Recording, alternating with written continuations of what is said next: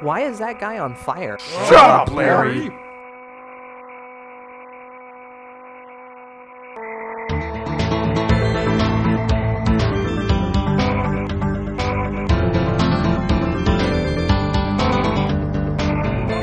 Should you listen to the vocal minority? Yes? No? Sometimes? Oh, come on, what an annoying question. We can't possibly answer it without knowing the issue. Well, humor me a little. Should we listen to the vocal majority? The answer has to be yes, but why was that question so much easier to answer? Why don't we need to know the issue? Well, the majority opinion is the average opinion. Whatever our issue may be, as long as only small changes from the status quo are needed, the average is pretty safe, as long as only small changes are needed. In a video called Should Game Designers Listen to Negative Feedback?, the Game Maker's Toolkit, which by the way is a channel I highly recommend for quality game development content, said something that really struck me the wrong way.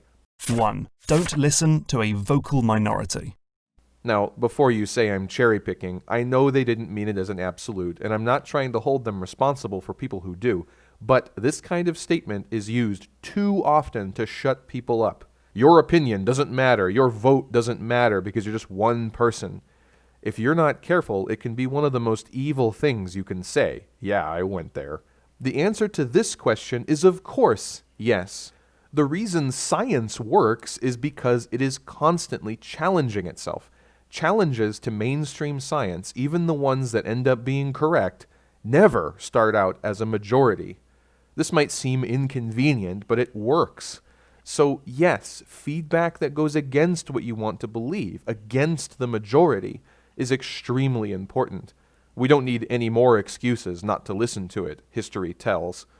Anyways, I agree with the spirit of what Game Maker's Toolkit said. Don't take something too seriously just because it happens to be loud. Sometimes loud is a convenient cover for wrong. Welcome to current year.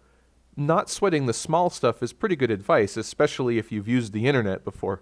But it's just a starting point, not a final verdict. It's already outlived its usefulness the moment you've finished saying it.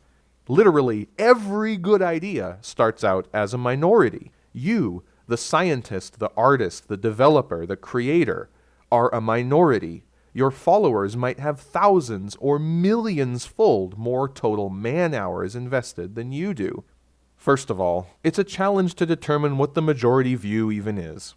Even if you take a census, there will always be information that you were denied, and it's very important to know how this skews your analysis. For example, you're a game developer.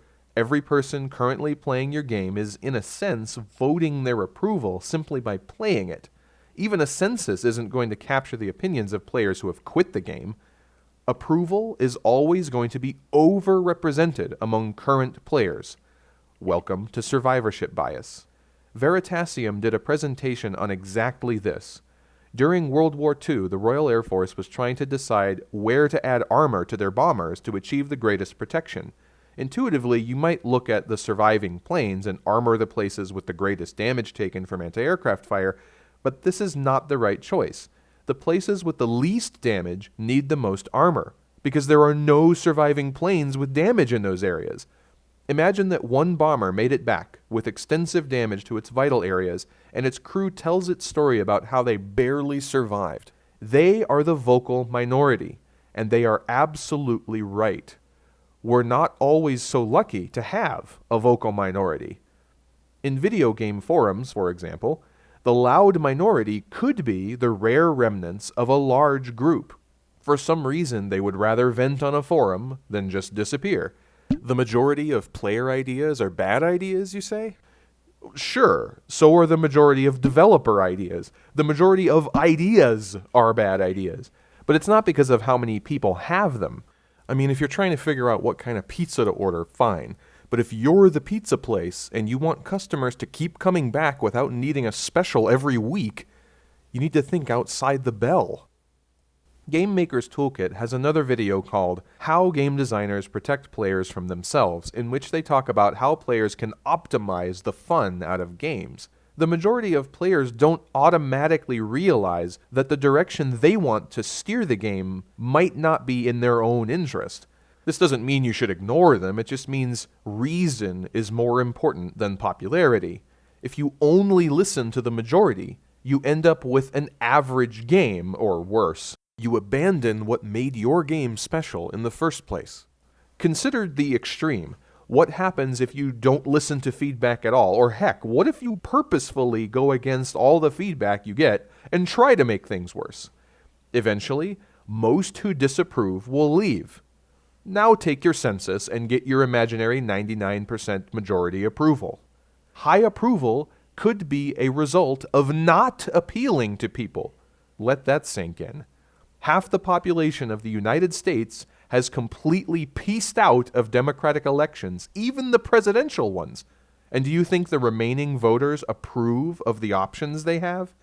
The point is, it's very difficult to even find out what the majority even is. And even if you do, you don't know how many of them will change their mind once you break the echo chamber. Difficult problems are difficult for a reason. The solution isn't obvious to the majority. Minority ideas are the most important force in human history. The moment you have to say this, it's obsolete. There's always something better to say. Don't let arguments like this discourage you. Change happens, and it always starts out small.